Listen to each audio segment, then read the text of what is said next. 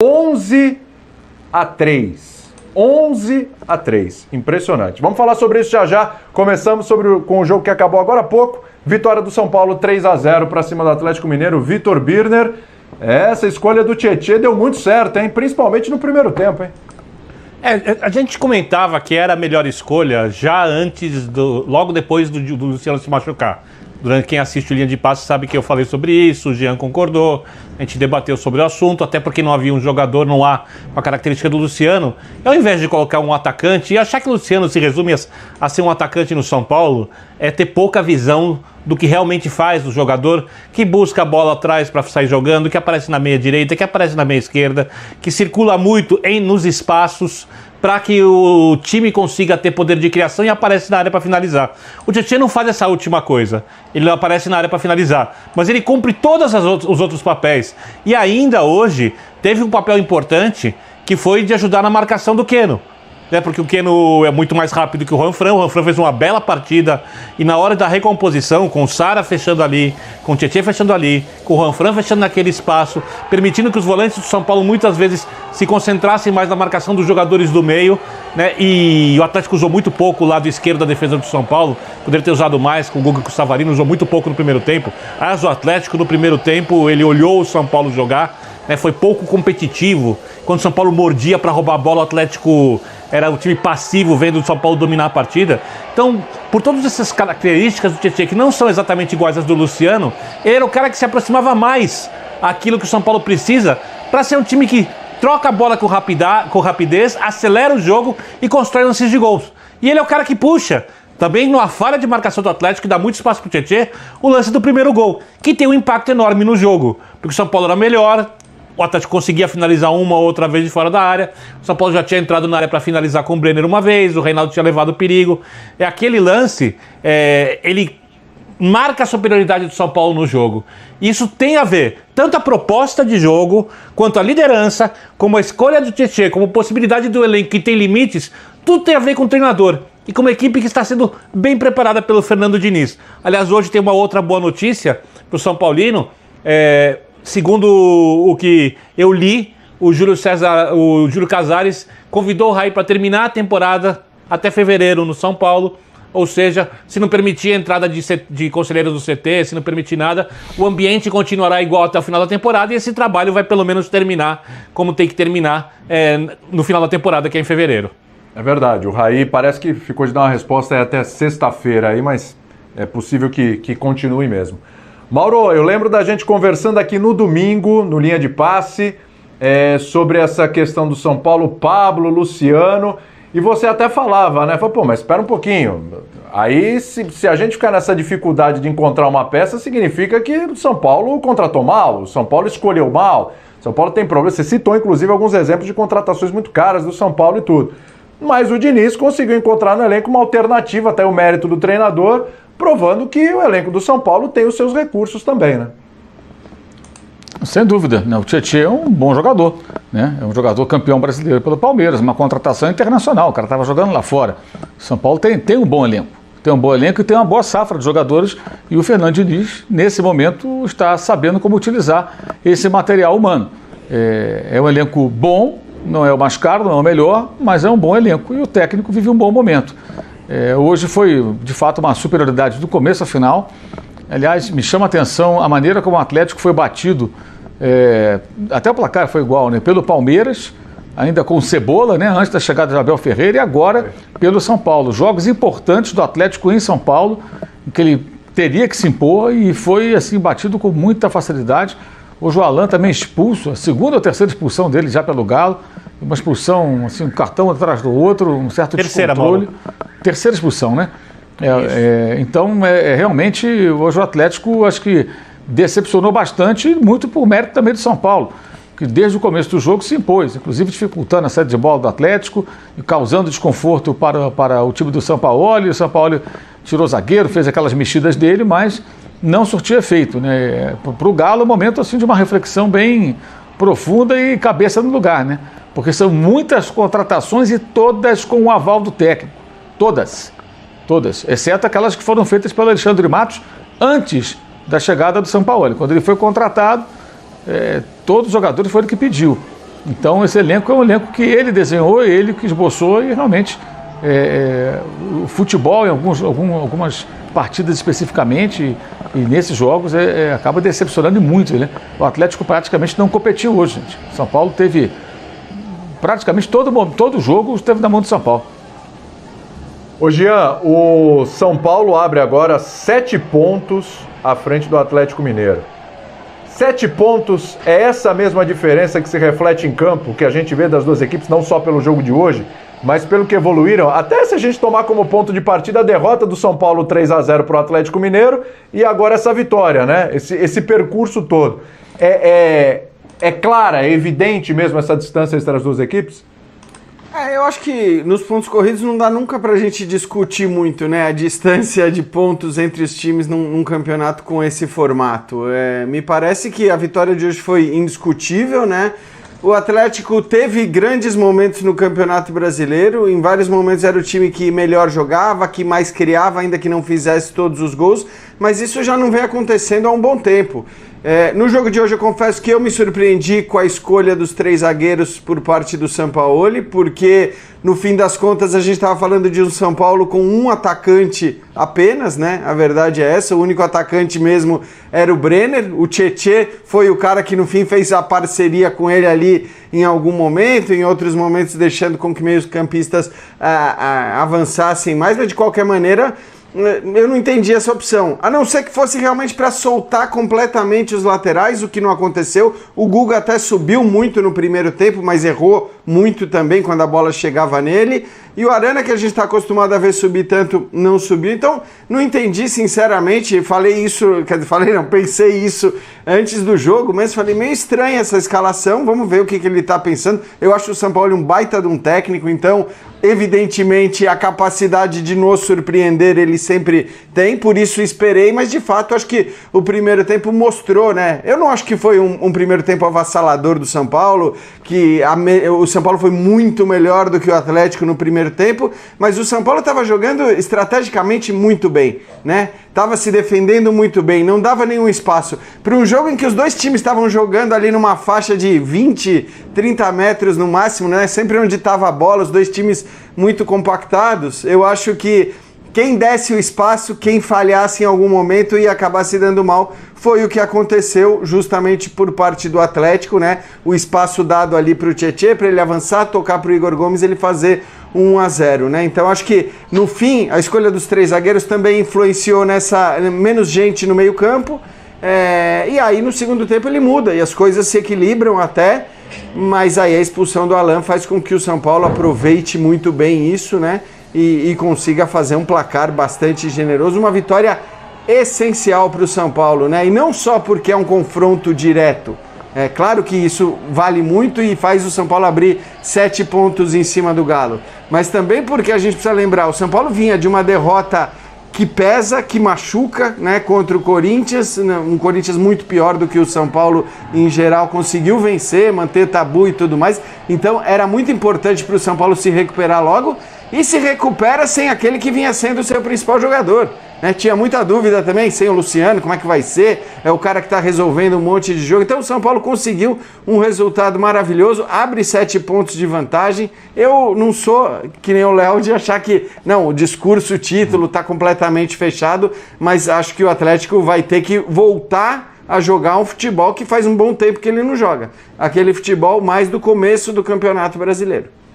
São Paulo, além de dar aquela disparada na liderança, é bom que se diga, 26 pontos, mas o Flamengo tem 24 pontos, se vencer os 2 jogos que restam, é um jogo atrasado contra o Grêmio, tem mais um jogo que é dessa rodada, inclusive, né, que essa rodada aí começou agora, vai até o final de semana, então ele pode chegar a 48, 51 pontos, ficar a 2 do São Paulo ali. Parece que a briga agora volta a ser com o Flamengo, se o Flamengo, briga direta, né, se o Flamengo conseguir vencer essas 2 partidas. São Paulo fica como o melhor ataque do campeonato, 45 gols, com esse gol no final aí do Toró, e só não tem a melhor defesa com 21, porque o Grêmio tomou 20 gols, mas o Grêmio tem 2 jogos a menos, né? O São Paulo tomou 21 com 2 jogos a mais. Então realmente é um trabalho defensivo do São Paulo no Campeonato Brasileiro muito bom também. E aí, hein, Bertozzi? Foi o dia que tudo deu certo para o Diniz, não por sorte, por competência, e tudo deu errado para o Sampaoli, foi por aí? William, dá certo e dá errado, vai muito das estratégias, né? E acho que não sei nem se tem muito a acrescentar o que os companheiros já disseram em relação aos acertos de um lado e aos erros do outro, né? Me parece que o jogo foi muito preparado pelo Sampaoli para enfrentar 2 atacantes, né? Para encaixar ali com 3 zagueiros, e quando isso não aconteceu, a vantagem numérica do São Paulo no meio-campo foi muito evidente praticamente o tempo inteiro.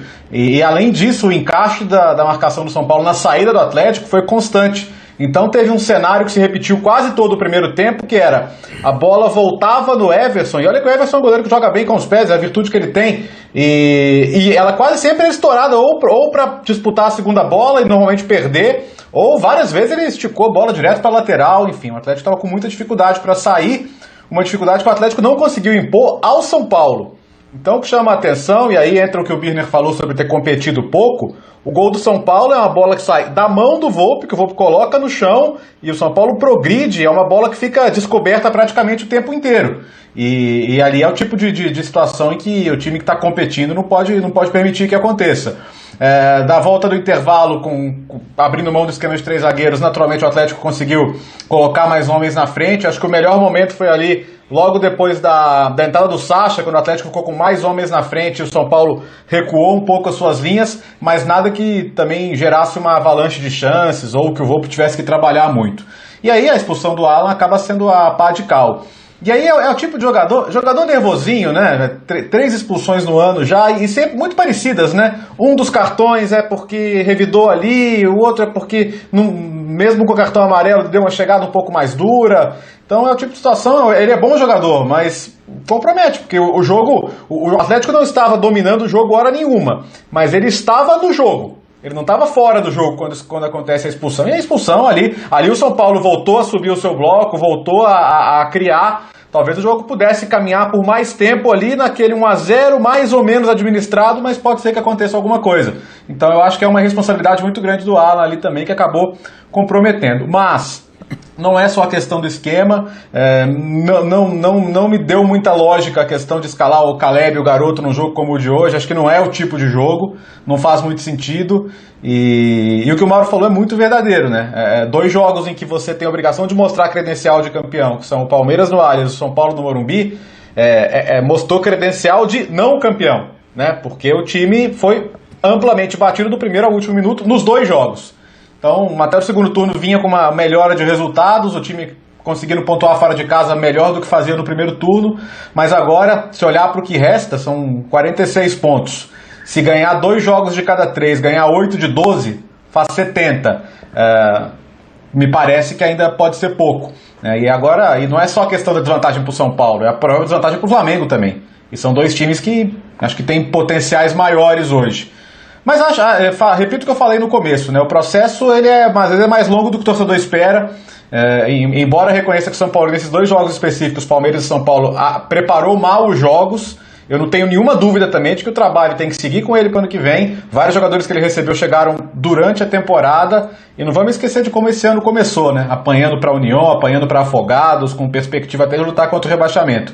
Já que se escolheu dar na mão dele um projeto e investir muito nesse projeto, não dá para, se o título não vier, que eu acredito que não deve vir, também jogar tudo fora. É importante confirmar a classificação para a Libertadores, até para as finanças do clube e para a parte esportiva, mas seguir. Agora, tem muita coisa para melhorar, especialmente nesse tipo de jogo, né? Ô, Léo, e quando você fala de preparar mal o jogo, nesse caso específico, e a gente falou já dos 3 zagueiros, eu acho que isso é ressaltado pelo fato de que não foi surpresa nenhuma a escalação do Tietê, né? Exato. Se fosse um negócio que todo mundo tinha certeza que o Pablo ou o Vitor Bueno começariam jogando, aí seria uma outra história. Mas todo mundo já via essa possibilidade da escalação do Tietê como muito provável, né? Desde o momento em que já sabia que o Luciano não estaria à disposição. E a própria notícia da escalação do Tietê saiu no meio da tarde, né? Algumas horas antes do jogo. Então, até mesmo do ponto de vista de mudança depois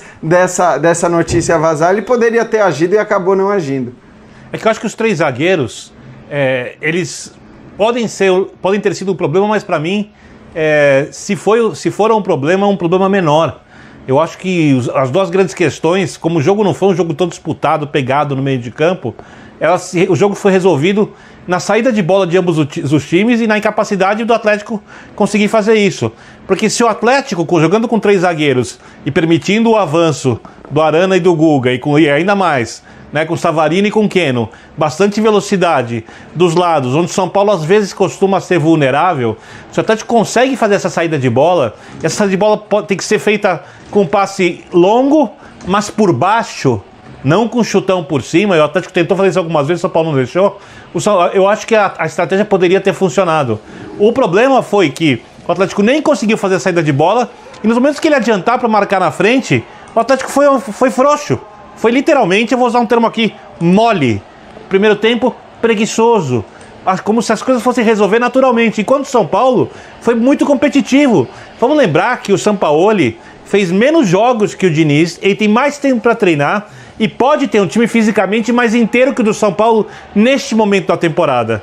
Mas quem via o jogo achava o contrário, achava que o São Paulo estava mais inteiro na parte física, que foi o São Paulo que passou a semana inteira treinando e não foi o Atlético Mineiro. Eu sei que o Diniz está desde o ano passado e que o São Paulo chegou nesse ano, mas o Diniz só começou a trabalhar o time à feição do jeito que ele gosta nessa temporada. Na outra ele adotou uma estratégia de emergência que nem parecia o Diniz, a gente cansou de falar isso. E ele ainda precisou reformular o time no meio da temporada, tanto é que o time que perde do Atlético no jogo de ida, no jogo do gol mal no lado do Luciano, é um time muito diferente do time de hoje. 8 jogadores diferentes. Então, acho que não tem muita desculpa. Eu acho que o Sampaoli, eu concordo com o Léo, é um projeto de longo prazo, não se mexe, tem que continuar com ele. Estão falando de um treinador acima da média, mas quem diria que em dezembro, final do ano, a gente estaria falando e vendo um São Paulo mais bem treinado com o Fernando Diniz que o Atlético Mineiro com o Jorge Sampaoli. E tem um ponto importante também, Mauro, não sei se você concorda, mas assim, a gente falava muito de um São Paulo que parecia um time mentalmente fraco. Era um time que oscilava muito nas partidas do primeiro para o segundo tempo, tomava um gol, se desordenava, e mesmo quando estava na frente, era desatenção. Aconteceu com o Lanús, por exemplo, aí toma um gol do nada ali na defesa, enfim. Era um time que oscilava muito. E agora é um time mais maduro mentalmente, passa essa impressão, até mais forte mentalmente, eu diria. E eu acho que a derrota para o Corinthians mostra isso, porque aí é um tropeço. São Paulo não existiu no jogo contra o Corinthians.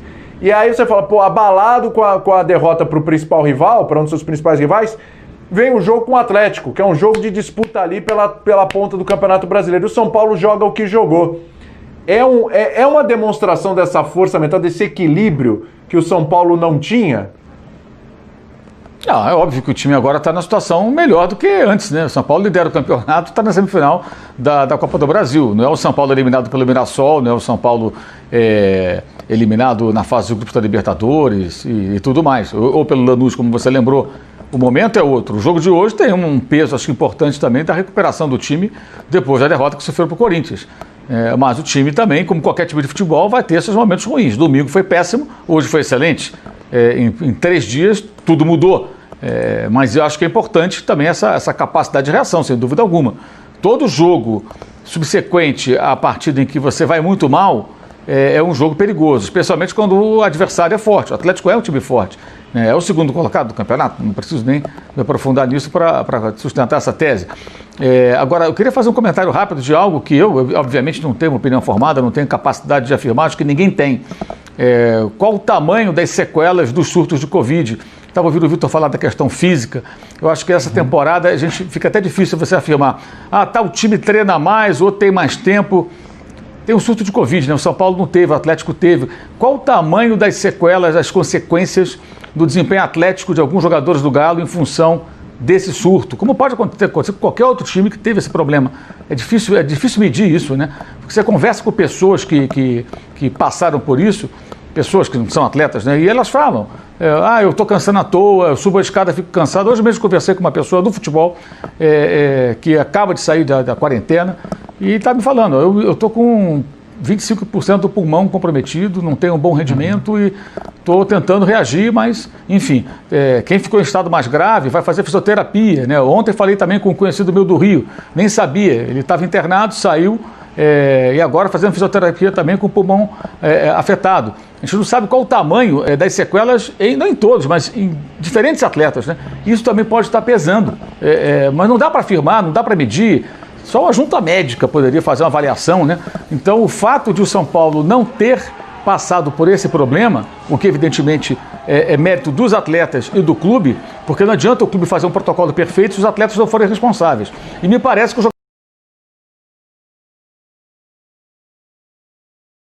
jogadores de São Paulo estão sendo responsáveis, né? Porque eles conseguem passar pela pandemia sem que fiquem vários profissionais infectados pelo novo coronavírus.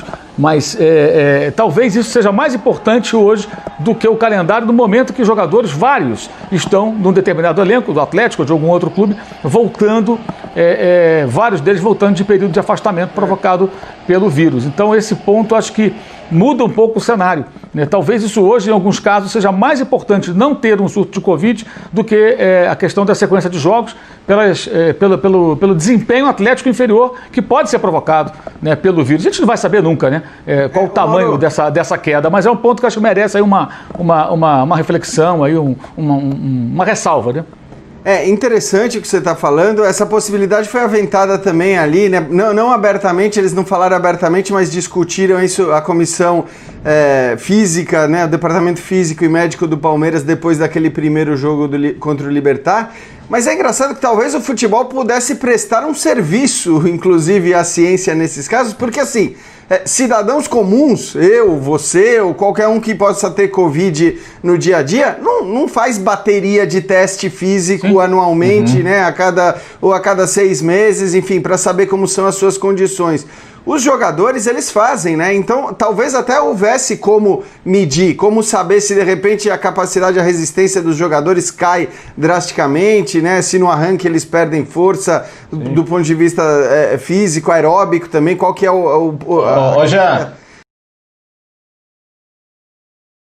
acompanha mesmo tanto quanto eu, a gente tem na Itália o caso do Dybala, né, que ficou um tempão testando positivo e tal, e claramente não é o mesmo jogador depois que voltou, né, e tem alguns casos também de jogadores que ainda não conseguiram retomar o desempenho máximo, né. Oi, eu acho que é uma coisa que a ciência já falou, que cada corpo reage de um jeito com o vírus. Então, a não ser que o Atlético teve muito azar, ter muitos jogadores com reação mais negativa que a média dos atletas, eu acho que isso, assim, é óbvio que tem que ser considerado, mas acho que não é questão. E eu acho que o próprio segundo tempo do jogo de hoje mostra, porque no segundo tempo o Atlético competiu. Não da melhor maneira possível, mas o Atlético foi fisicamente competitivo, chegou nas divididas como o São Paulo chegou. Ele foi capaz, eu acho que o primeiro tempo foi uma questão de postura mesmo. E outros times que tiveram surtos de Covid, por mais que alguns jogadores não voltem no mesmo patamar, mas em geral as equipes conseguem retomar o seu futebol. O Atlético, por enquanto, ainda não. O Atlético vinha de 4 resultados positivos, mas se considerar empate positivo, mas não vinha jogando um grande futebol. E aí eu acho que tem uma questão tática também. Porque esse time do Sampaoli, ele é um time com a cara do Sampaoli, mas ele ainda é um esboço. Ele tem as ideias, ele tem os conceitos, ele tem a intenção, mas a execução ainda não está no padrão que a gente já viu, por exemplo, do Sampaoli no Santos, na Laú, na seleção chilena. Eu acho que ele vai chegar. Talvez não chegue nessa temporada, ou talvez se chegar nessa temporada não chegue em tempo de disputar o título. Acho que ele vai chegar. Birner, mas o Birner, esse é um ponto importante aí que você falou. Até vou passar para você, Léo, te ouvir aí. Vou passar para você, Léo. Porque, assim, daquele 3-0 do Atlético no São Paulo, né, para cá, é muita diferença no São Paulo, né, é uma evolução no São Paulo que o Atlético ficou muito para trás. O que aconteceu? A gente tá falando da questão do Covid, né? Que o São Paulo, felizmente, não teve, tomara que não tenha. Mas é só isso. O que aconteceu? Aonde tem o Sampaoli aí nessa história? Não, eu acho que a questão do Covid, a gente está realmente só especulando. A gente não tem como saber, a gente não tem o material para isso, a gente só está jogando hipóteses na mesa, né? Também não acho que essa é a questão principal. Tem uma questão que é aqui, eu estou olhando para o número de gols que o Atlético sofreu, e são 34 gols sofridos em 26 jogos. Normalmente, um time campeão, olha o São Paulo, 21 gols sofridos em 26 jogos. E a gente falava muito, nossa, o time do Diniz, ele perde 200 gols e o adversário precisa chegar 2 vezes para fazer um gol. Hoje não é a sensação que a gente tem, né? Em muitos jogos como o de hoje, a gente cansava de ver o São Paulo, às vezes, fazendo um, mas perdendo 3, e aí o adversário chegava uma vez e fazia o gol. E às vezes com o Atlético isso tem acontecido, né? O adversário não precisa criar muito para marcar contra ele, e aí realmente fica difícil vencer os jogos. Então, um time para estar pronto para ser campeão, claro que você vai ter no mundo inteiro as exceções, mas normalmente a média de gol sofrido não pode estar passando muito de um gol por jogo, né? E já é muito. Então, acho que essa que é uma questão. Tem que e acho que aquela coisa do sufoco ao adversário desde o primeiro momento, aquela intensidade para não deixar o adversário respirar, sem dúvida tem faltado. Aí é difícil saber realmente os motivos. Vamos ver agora que os jogos vão ficar mais espaçados, mas sim, claro que o momento de pico de desempenho desse time claramente já passou, né? William, Pode falar, Mauro. eu só queria fazer uma ressalva, porque depois do que o Vitor falou, pode ficar parecendo que eu estou usando esse jogo como alguma justificativa com relação à Covid. Não é isso. Eu estou falando em linhas gerais, tá? E falei e vou repetir, não tenho a menor capacidade de afirmar nada a respeito disso, né? Até que ponto afeta ou não afeta, né? Até porque se o Atlético compete no segundo tempo, talvez se não fosse o surto de Covid, competisse mais do que competiu, pudesse se impor mais fisicamente por ter uma semana livre. Não sei até que ponto isso afeta. É apenas uma bola levantada para a gente refletir a respeito. E o que o Jean falou é perfeito, né? Se nós tivéssemos aqui no futebol gente mais preocupada com coisas importantes, a própria CBF, né, poderia se preocupar em tentar fazer esse meio campo para que os clubes fazendo testes periódicos, né, com os jogadores que voltam da quarentena, assintomáticos ou não, para poder medir isso aí. Aí você vai ter uma base interessante, né? Seria bem interessante mesmo, imagino, para a ciência, para todos nós, para entender melhor isso aí. E até para os clubes terem condição de avaliar a condição de cada atleta com relação a de que maneira você pode contar com eles, né? E repito, antes que algum torcedor de São Paulo ache que eu estou tirando o mérito do São Paulo, é o contrário. Eu estou elogiando o São Paulo por não ter passado por surto de Covid. E o São Paulo não passa por surto de Covid porque os seus profissionais, obviamente, têm sido mais responsáveis do que outros profissionais. Porque qualquer um de nós pode ser infectado, mas quando vários, alguma coisa está errada aí. Alguém pisou na bola, ou algumas pessoas pisaram na bola. Então os caras devem estar muito certinhos ali, tomando cuidado, sendo muito profissionais, evitando situações de algum risco. Pode acontecer, óbvio que pode acontecer, e pode um passar para o outro, que passa para o outro, que passa para o outro, pode acontecer, evidente que sim. Mas é exemplar o que está acontecendo no São Paulo. E isso, na minha visão, não é mérito só do clube, porque o clube não controla os seus atletas e demais profissionais fora das instalações do mesmo. O cara está no CT, você tem como controlar. Fora dali, você não sabe. Se o jogador está fazendo o que não deve, digamos assim, nesses tempos pandêmicos, né? Convenhamos. O clube não pode vigiar o cara 24 horas por dia. Ele não fica enfurnado no CT, na bolha, como era na NBA. Então, os profissionais têm que ser profissionais e terem consciência. Esse não é o momento que eu possa ter minha vida normal. Eu sou um jogador de futebol, eu sou um integrante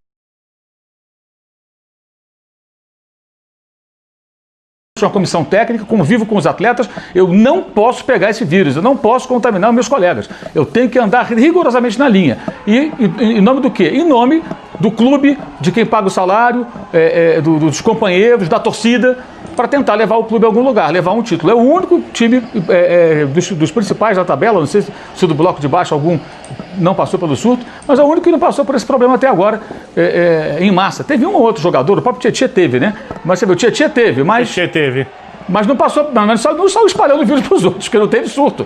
Então é sinal de que o São Paulo está fazendo tudo direitinho e não adianta, repito, não adianta protocolo se os atletas não forem realmente cuidadosos, profissionais na acepção da palavra.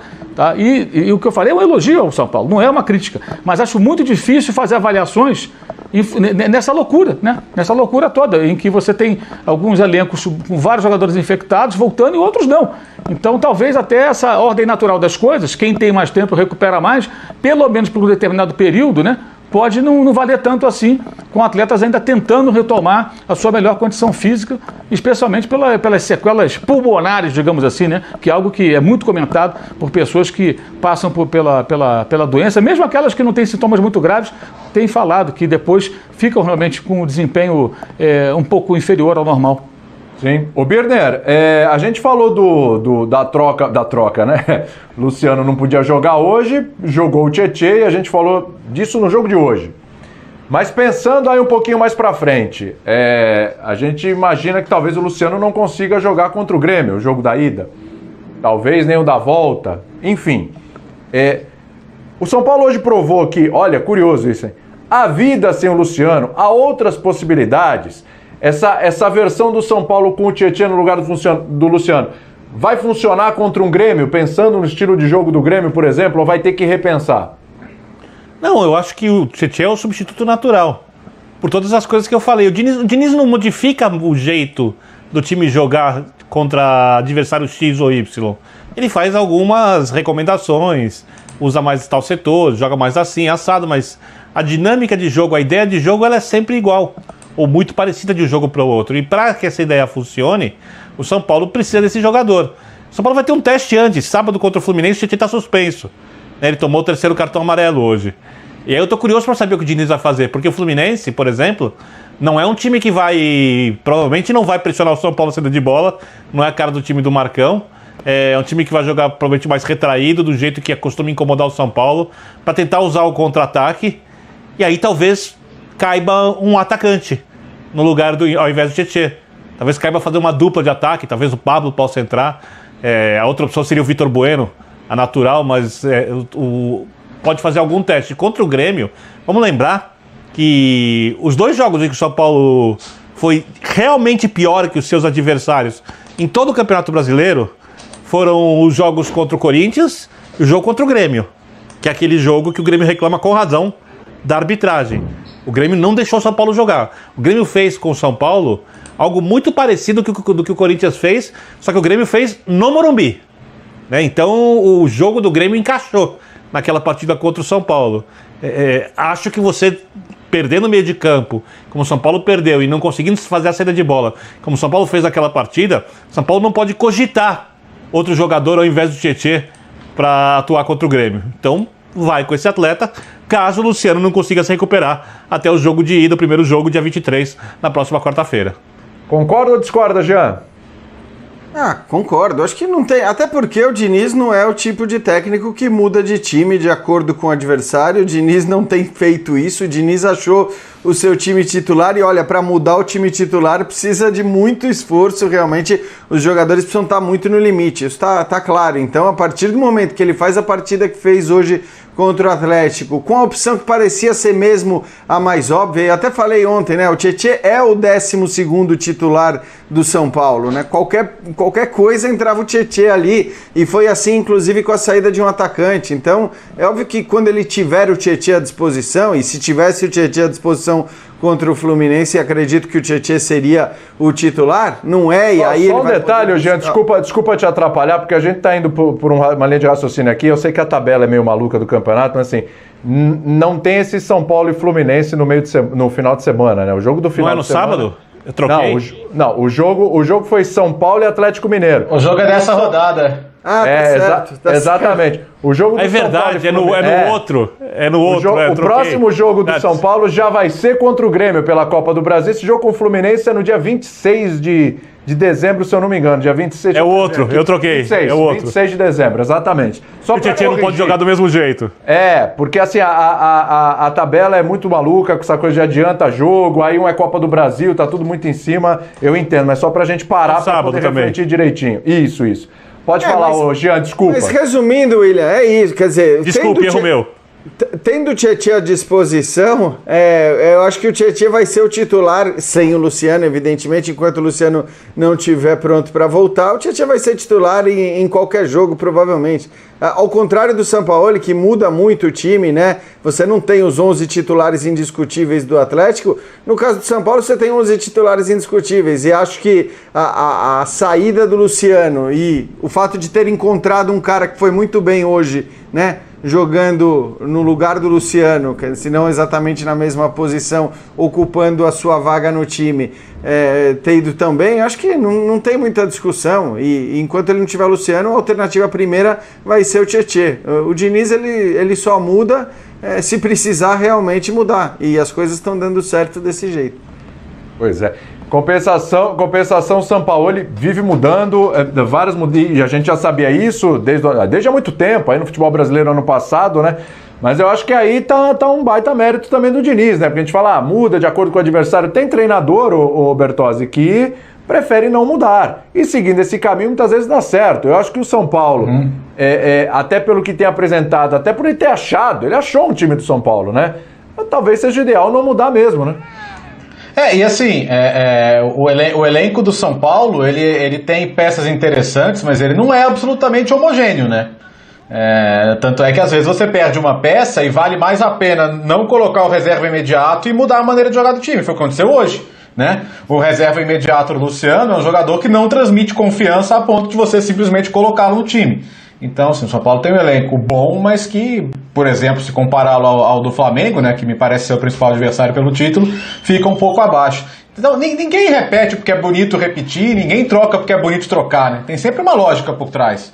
Você explorar questões de entrosamento ou, por outro lado, entender que vale a pena adaptar a sua maneira de jogar os adversários, vale a pena você colocar antes do melhor, necessariamente o melhor tecnicamente, o que estiver melhor fisicamente. Então, assim, são duas estratégias respeitáveis, mas não é que se faz por ser bonito, né? E no caso do Diniz, eu acho absolutamente compreensível que ele venha fazendo... venha colocando o time que está mais entrosado e que entregou mais para ele individualmente também, né? William. Pode falar, Bernardo. Não, eu quero só fazer para não deixar passar, eu quero chamar a atenção da partidaça que fez o Igor Gomes hoje. Além do gol, não só pelo gol, que foi essencial, desafogo na saída de bola do lado esquerdo, marcação acompanhando o avanço do Guga, se deslocando, aparecendo na direita, aparecendo pelo meio.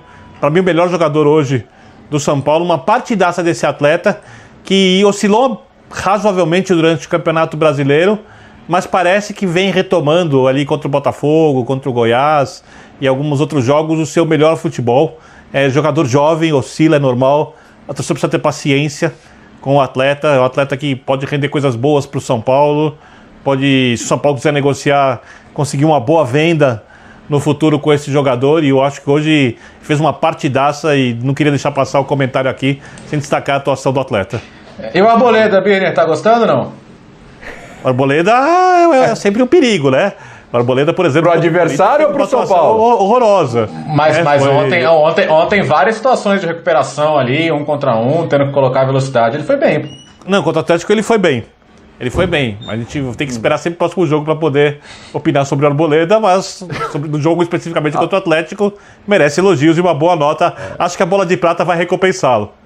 Não, mas assim, Bernardo, sobre o jogo você pode falar. Você não precisa esperar o próximo jogo para elogiar o Arboleda. Você elogia ele por esse jogo. Aí no próximo, porque tem uma atuação muito próxima, fraquíssima contra o Corinthians e uma bela atuação contra o Atlético. Então ele perguntou o que eu estou achando do Arboleda. Se ele perguntasse o que eu achei do Arboleda no jogo, parabéns, uma bela atuação. Mas o São Paulo, na verdade, o São Paulo não tem um zagueiro da direita melhor que o Arboleda. Ele está ali porque ele é o melhor zagueiro, só que ele é inconstante e um pouco indisciplinado fora de campo. Acho que se ele ganhou a posição é porque o Diniz viu uma mudança de comportamento do jogador. E aí, o treinador que decide. Acho que é um dos atletas que o São Paulo deveria negociar se tiver uma boa oferta quando puder. Atua na seleção equatoriana, né? Tá jogando no líder do Campeonato Brasileiro e se tiver uma boa chance não deve perdê-la na hora de vender o jogador. Bom, na sequência a gente já vai falar da goleada do Santos sobre o Grêmio, a classificação na Libertadores da América para as semifinais. Então eu vou encaminhar aqui esse fim de assunto São Paulo e Atlético Mineiro, pensando em São Paulo e Grêmio. Há um tempo atrás, ô Mauro, a gente olhar São Paulo e Grêmio e falou, pô, equilibrado, talvez alguma vantagem ali para o Grêmio e tal, etc. Agora, a gente pode falar claramente que o São Paulo chega mais forte que o Grêmio, não, Mauro? Aliás, uma sobrinha aí, hein? O São Paulo vai chegar mais forte, sem dúvida, né? Essa derrota do Grêmio de hoje não é uma derrota que você vai digerir algumas horas, ela vai ficar ali, né? Durante vários dias. É provável que no final de semana o São Paulo não joga, né? Tem uma semana livre, o Grêmio tem compromisso pelo Brasileiro. Mas aí é provável que o Renato poupe seus titulares e trabalhe voltado agora para o jogo de quarta-feira, que é em casa, né, para o Grêmio, em Porto Alegre, e passa a ser mais importante ainda, né, para que o Grêmio possa chegar à final da Copa do Brasil, que no curto prazo é o único remédio aí para essa eliminação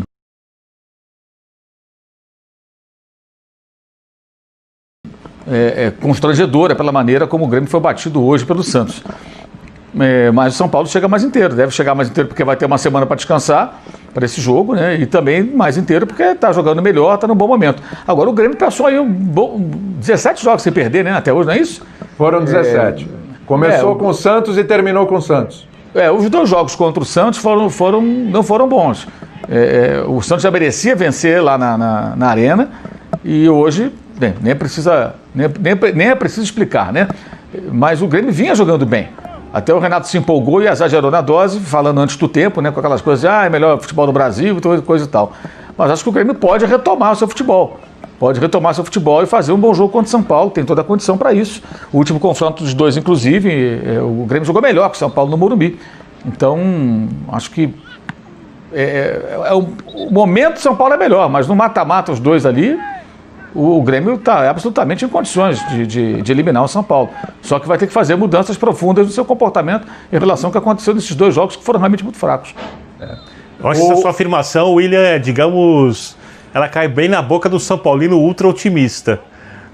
O jornalista deveria olhar esse jogo com mais cautela, na minha maneira de ver. Então vai lá. Eu acho que não tem favorito. Eu acho que é um jogo bem... Eu acho que, em princípio, como o Mauro acabou de falar, no jogo entre esses times, o Grêmio foi melhor que o São Paulo. O Grêmio vinha de uma sequência invicta grande e perdeu 2 jogos pro Santos. Um jogo do Cuca contra o Renato, que encaixa muito bem o time do Santos. Isso ficou bem claro em ambas as partidas e também no Campeonato Brasileiro, né? Estamos falando de 3 jogos ali. Acho que o São Paulo tem chance de se classificar. Acho que o Grêmio tem chance de se classificar. Acho que os dois partem exatamente com a mesma possibilidade. E no mais, como o futuro gerente de futebol, Muricy Ramalho... não é Muricy Ramalho, é o Tite que fala, o campo vai dizer. O campo vai mostrar quem realmente tem mais condições, mas eu acho que eles partem exatamente com a mesma chance. Legal. O que você acha, hein, Jean? O São Paulo chega como favorito ou você tá com o Birner nessa? Lembrando que favoritismo, assim, é um momento, situação, não quer dizer que vai ganhar. Ninguém tá dizendo, vai ganhar, já passou. Sim. Questão de favoritismo, até porque o Grêmio também era favorito contra o Santos e tomou a bordoada que tomou, Jean. Não, favoritismo nenhum, para nenhum dos lados, realmente não vejo isso. Aliás, o fato do São Paulo ser o líder do Campeonato Brasileiro e ter um objetivo tão importante, não vou dizer próximo, mas muito factível nesse momento, me leva até a imaginar como pode ser. Claro que o São Paulo vai jogar com o seu time titular, vai jogar com os principais jogadores, mas acho que dificilmente, por exemplo, vai poupar no Campeonato Brasileiro pensando na semifinal da Copa do Brasil. Alguém que é líder do Campeonato Brasileiro, que é mais importante do que a Copa do Brasil.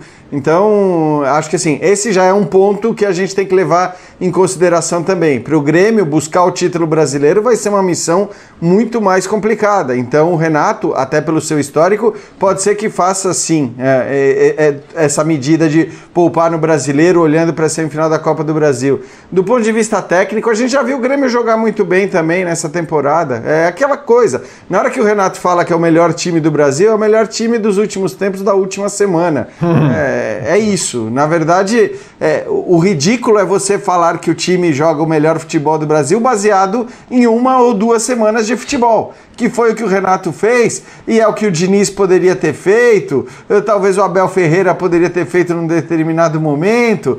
Cada um pode fazer no seu momento. O cara tem 3 bons jogos e fala que joga o melhor futebol do Brasil. Então, assim, o São Paulo poderia ter feito, certamente poderia ter feito mais no começo do Campeonato Brasileiro. Até o Domi poderia ter feito em algum momento. O Domi eu acho mais discutível, viu, sinceramente. Em algum momento poderia também. No dia do 5-1 no Corinthians, né? Se ele fosse um cara exibidão ali, vaidoso, ele podia mandar essa.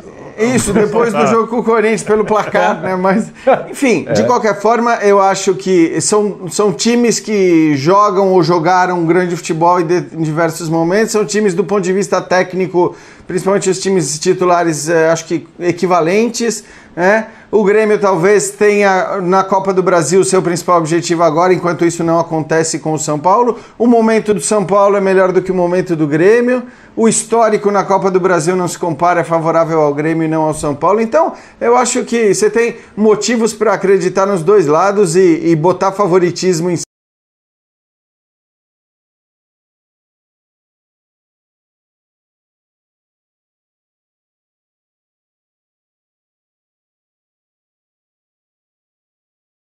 LDU é complicado, hein? LDU é embaçado e depois é o Grêmio e não vai muito longe. E aí, entrando nessa história do favoritismo, contra o Grêmio, primeiro jogo ali 1-1 e muita gente ainda dando favoritismo pro Grêmio, que